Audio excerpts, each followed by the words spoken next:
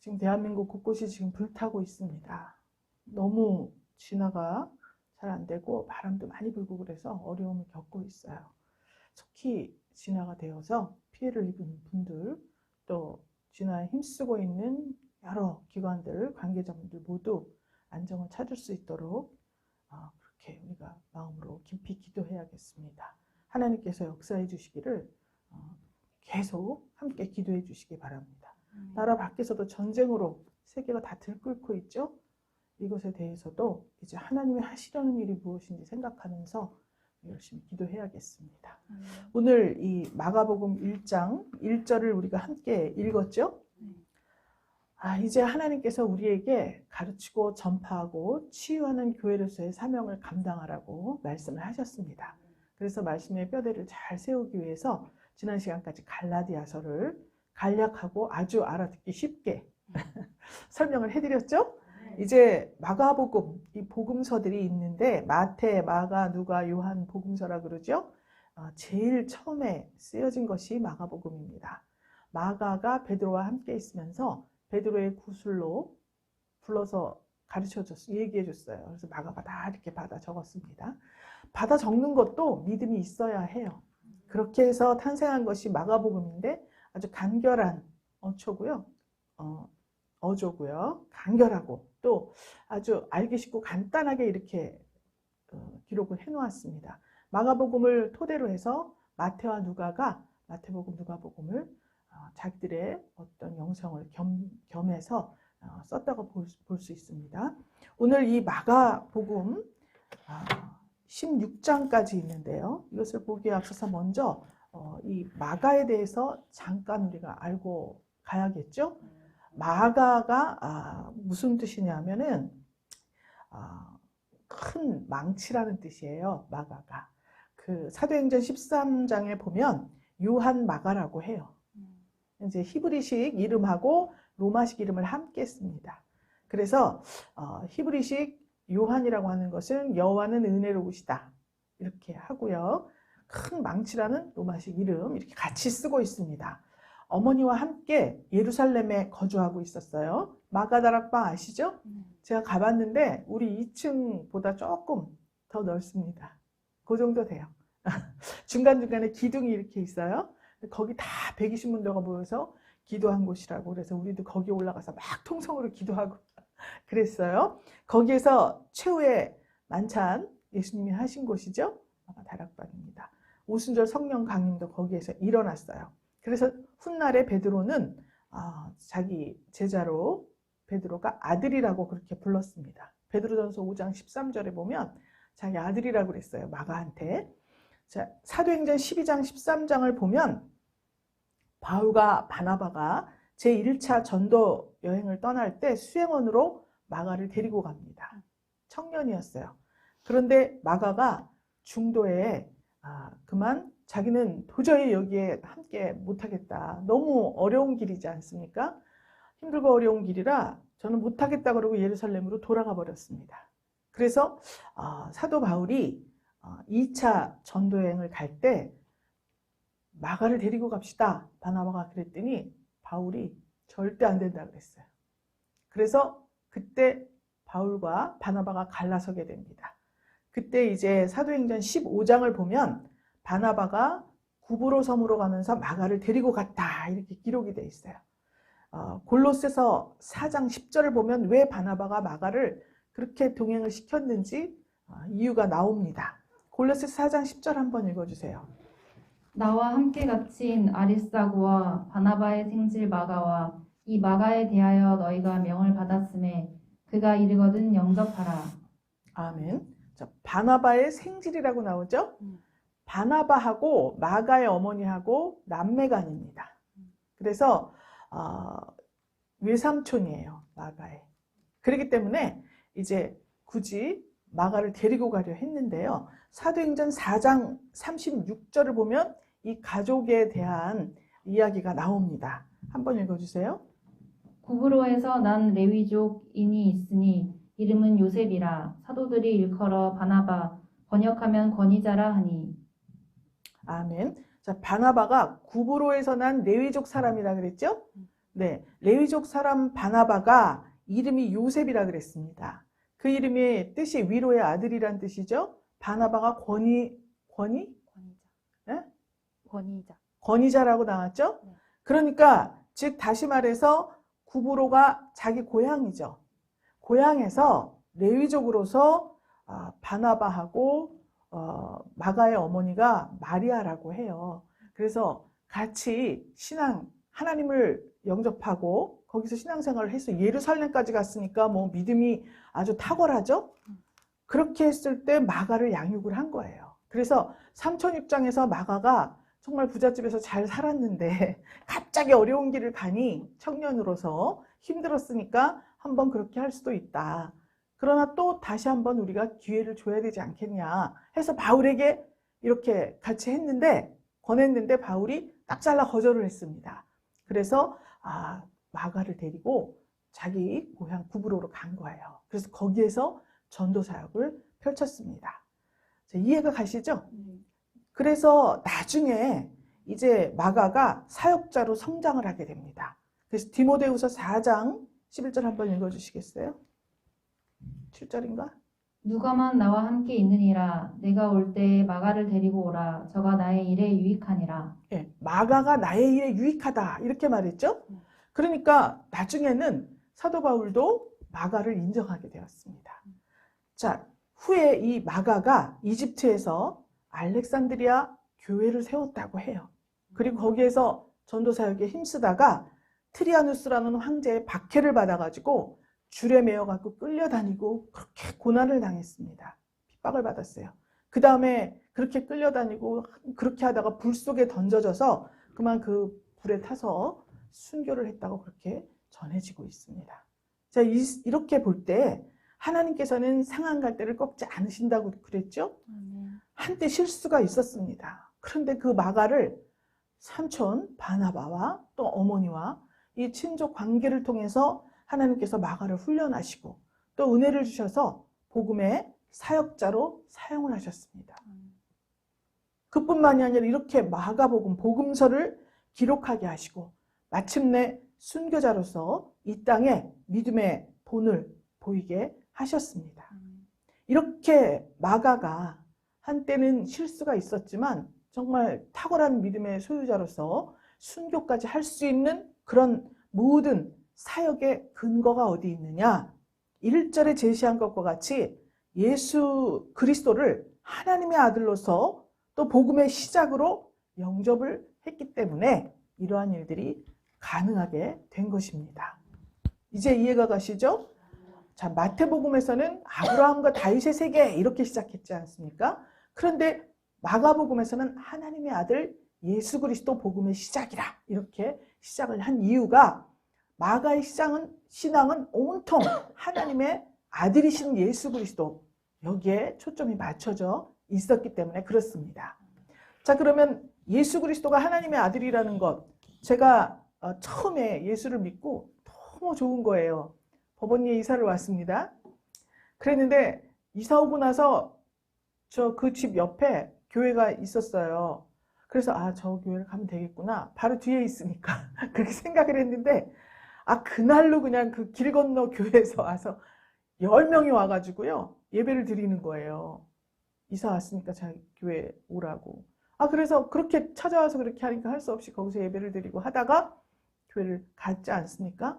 근데 교회를 가서 처음에 기도회 시간이 있었어요. 8시인가 7시인가 8시일 거예요. 기도회 시간이 있었는데 기도회 시간에 다 참석을 해요.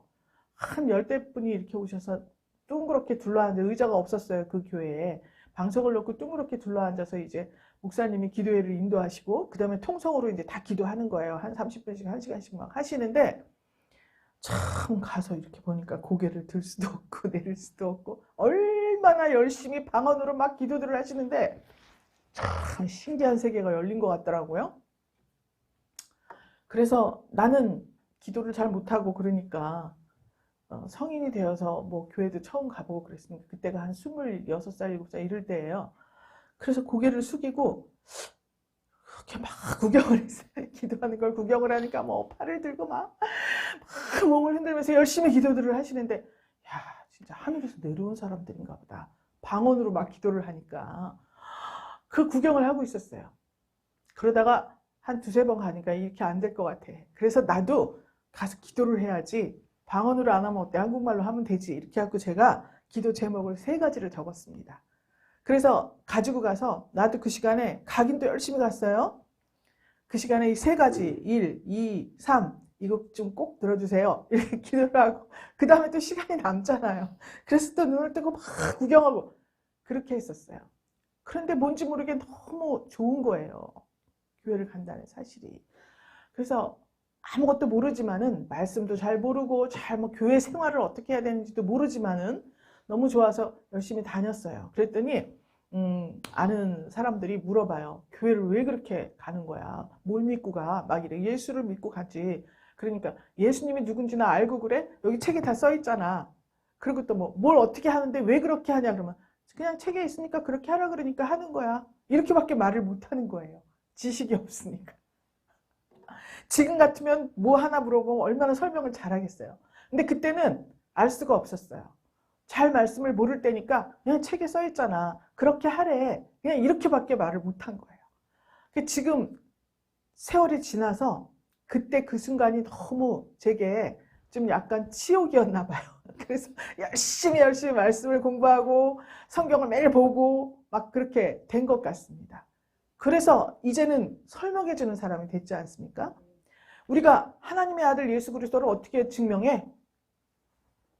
아니 은솔 우리 자매가 누가 근데 왜 그렇게 교회를 열심히 다녀? 예수님이 하나님의 아들이잖아. 그래서 우리가 예수를 믿는 거잖아. 그걸 어떻게 증명해? 책에 써 있잖아. 그렇게 말하면 얼마나 시시하겠어요. 그렇죠? 그래서 자세히 가르쳐 드릴게요. 하나님의 아들 예수 그리스도, 마가가 하나님의 아들 예수 그리스도를 영접하고 너무 기뻐서 베드로 사도가 구술한 것을 받아 적고 또 이렇게 적고 하면서 믿음이 생긴 거예요. 마가복음 1장 1절에는 하나님의 아들 예수 그리스도 복음의 시작이다 이렇게 적었죠? 자, 마가복음 15장 39절에서는 이 사람은 진실로 하나님의 아들이었도다 라는 고백이 나와요. 백부장이 십자가상에 달린 예수님을 보시고 그렇게 고백을 한 겁니다. 그러니까 로마 백부장이잖아요. 그렇죠? 이방인들 보면서 하나님의 아들이다 라는 고백을 하게 만들었어요. 증명이 된 거예요. 그 다음에 마가복음 9장 7절에 보면 예수님께서 요한, 베드로, 야고보를 데리고 변화산상에 올라가셨죠? 그때 거기에서 이는 내 사랑하는 아들이라 하늘에서 음성이 들렸다 그랬습니다. 하나님께서 친히 증거하신 거예요. 하나님의 아들이라고. 그 다음에 마가복음 1장 11절에 보면 여기 가까이 있으니까 한번 볼까요? 하늘로서 소리가 나기를 너는 내 사랑하는 아들이라 내가 너를 기뻐하노라 하시니라 기록했죠? 세례받을 때 이 음성을 들은 거예요. 그러니까 하나님께서 직접 여기저기에서 들려주신 것입니다. 그 다음에 보니까 1장 24절, 3장 11절 이런 데 보니까 1장 24절에서는 예수님의 회당에 들어가셨어요. 그랬더니 더러운 귀신 들린 자가 있었다 그랬죠? 그 자들이 하나님의 아들이라고 외친 거예요. 귀신도 알아보는 거죠. 그 다음에 3장 11절에 보면 갈릴리에서 사역을 하셨습니다. 그래서 막 병을 고쳐주고 귀신을 쫓아내고 막 이렇게 사역을 하시는데 저 멀리 두로, 시돈, 강 건너 바다 건너에서 막 사람들이 몰려들 거예요. 그들이 하나님의 아들이시라고 증거를 했어요. 예수님께서도 여러 교훈을 하시면서 본인이 하나님의 아들이신 것을 가르치셨습니다. 마가복음 12장에도 나오고요. 13장에도 이런 일들이 있습니다. 그래서 예수님이 직접 본인이 하나님의 아들이시라는 것을 증거했어요. 구약에는 뭐 말할 것도 없고 실제로 예수님이 육신을 입고 오셨을 때 그렇게 증거하신 거예요. 그리고 마가복음 14장 33절에 보면 제자들이 바다 건너가다가 풍랑을 만났죠? 그래서 예수님이 저쪽 물에서 걸어오셨지 않습니까? 그때 진실로 하나님의 아들이시다 라고 고백을 해요.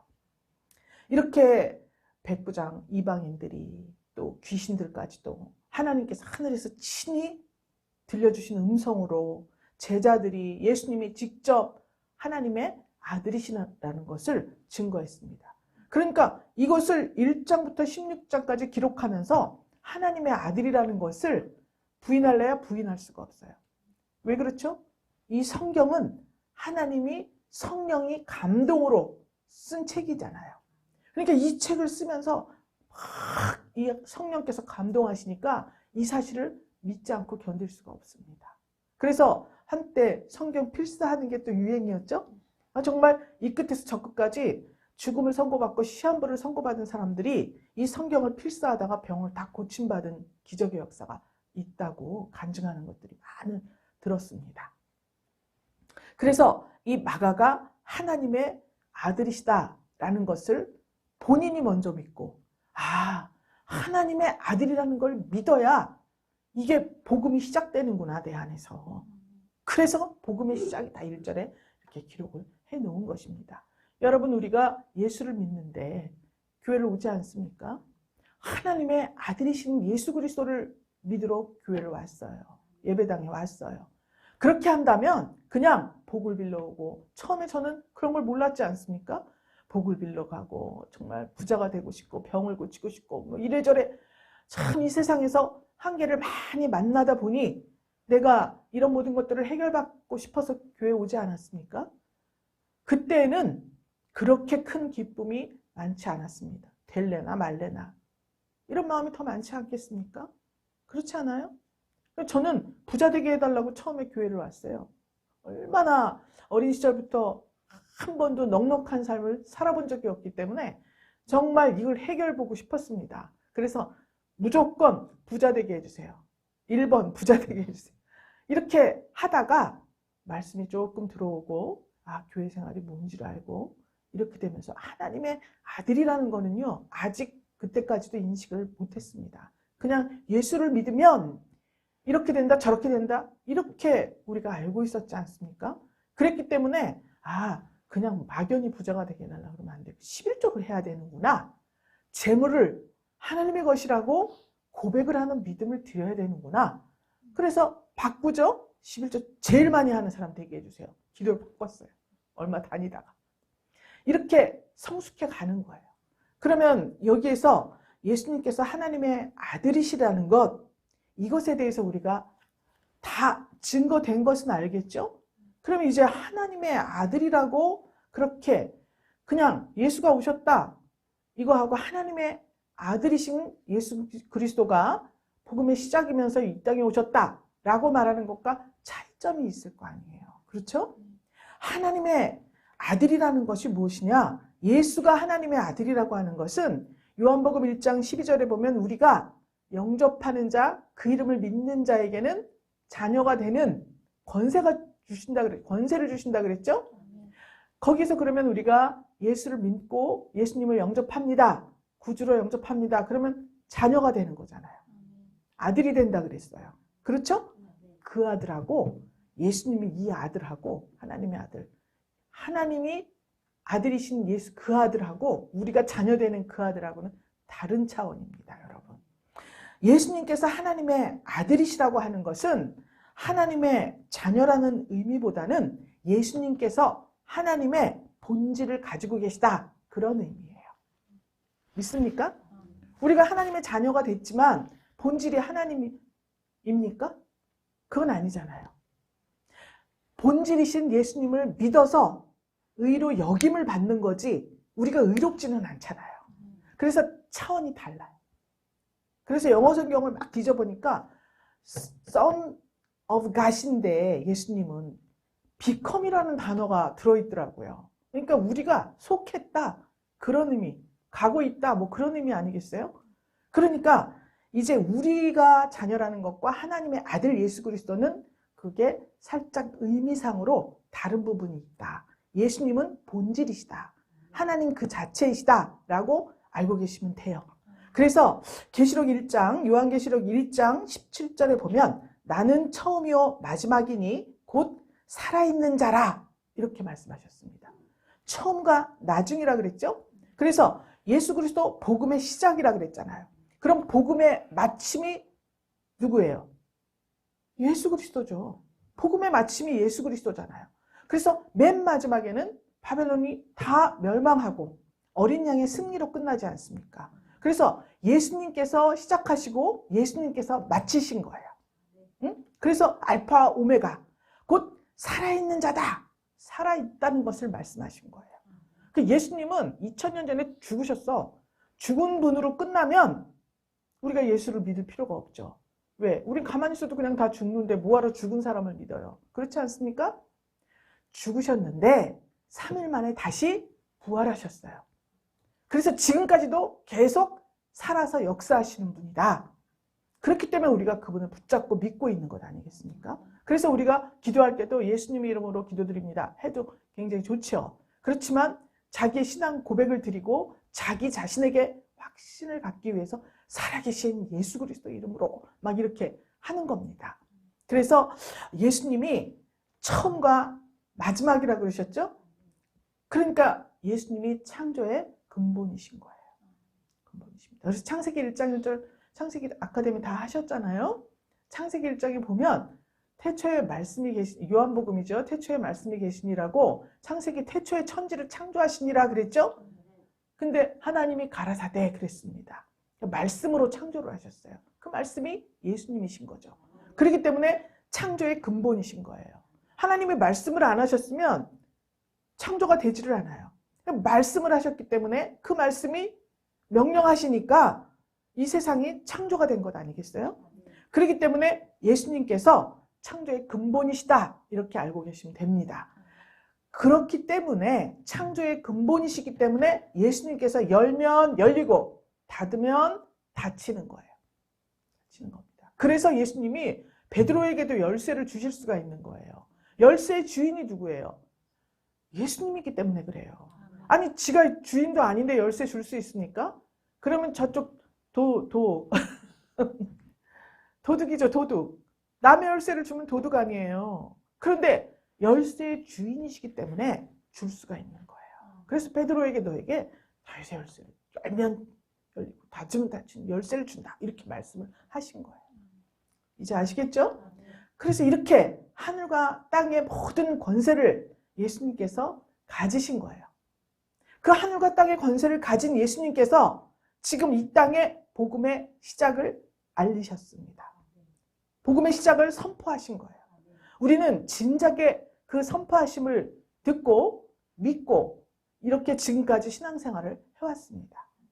이제는 이 마가와 같이 우리 삶 속에 이런저런 여러 가지 모양이 있었습니다. 실수도 하고 실패도 하고 또 더러는 정말 하나님과 예수님을 등지고 떠나려 한 적도 있고 몸은 예배당에 있었지만 실질적으로 내 마음이 먼 곳으로 떠난 탕자와 같이 그런 삶을 살았던 적도 있습니다.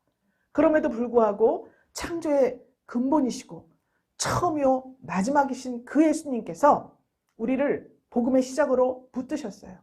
그렇기 때문에 그간의 과정이 어떠하든지 상관이 없습니다. 하나님께서 다시 은혜를 주시고 또 받을 만한 그릇도 되지 않지만 우리의 고백을 들으시고 열쇠도 주십니다. 천국 열쇠도 주셔요. 그래서 그 모든 권세가 다 너희 것이다 라고 우리에게 주신 것입니다. 이 하나님께 감사해야 되겠죠? 그래서 부활절까지 사순절 이 40일 동안에는 무조건 슬퍼하고 모든 것을 절제하고 다 좋습니다.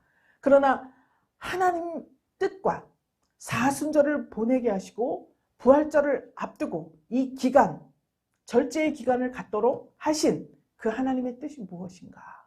하나님을 더 깊이 알으라는 거잖아요. 세상으로 향하던 모든 것들을 끊고 당분간 40일 동안 끊고 더 하나님께 집중하고 하나님을 알기를 힘쓰는 기간으로 주신 거예요. 오늘 여러분 이 마가복음 1장 1절의 말씀을 더 깊이 알게 되신 거죠? 네, 감사합니다. 그래서 이 시작을 알리셨어요. 그렇다 그러면 우리 개인적으로 복음의 시작해서 여기까지 왔습니다. 분이엘 교회를 세우시고 여기까지 오게 되었습니다. 이제 복음이 선포되고 복음이 시작됐다고 알리시는 이 하나님의 명령이 분이엘 교회에 선포가 되어야 합니다. 이제부터 복음이 시작되었을 때 여러분들은 마가와 같이 복음의 사역자들로 사용을 받으셔야 합니다. 그래서 무슨 일이 있다 할지라도 서로 도중에 실수하고 또 실패하고 이런 일이 있다 할지라도 주님의 붙드심을 믿어야겠죠? 네, 믿고 하나님께서 원하시는 복음 사역에 총력을 기울여야 할 것입니다. 자, 사랑하는 분이엘 성도 여러분, 우리가 이 마지막 때에 정신을 차리고 기도하고 하나님 아들 안에서 형제, 자매, 이웃과 더불어 더욱더 뜨겁게 사랑하고 힘찬 생명의 역사, 복음의 역사가 충만한 그러한 절기가 되시기를 주님의 이름으로 축원합니다. 사랑의 주님 감사드립니다. 창조의 근본이시고 처음이요 마지막이시고 살아서 지금도 역사하시는 우리 예수 그리스도를 믿습니다. 이제 어김없이 봄은 다가오고 있습니다. 복음의 시작을 알리는 나팔 소리가 울려 퍼지는 이 절기에 온전히 하나님의 아들로 충만하여서 생명을 얻되 풍성히 얻는 분이엘 교회 되게 하여 주시기를 간절히 축복하며 살아계신 예수 그리스도 이름으로 기도드렸습니다. 아멘.